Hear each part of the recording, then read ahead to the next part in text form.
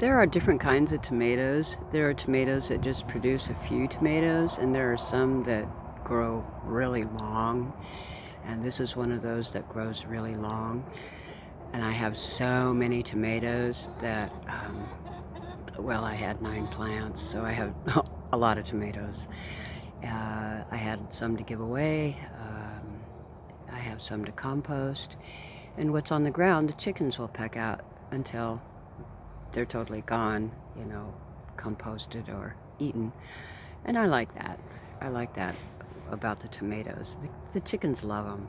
And I have so many plants that, it doesn't matter if they take the tomatoes as they're growing. It's really a nice, abundant source of food.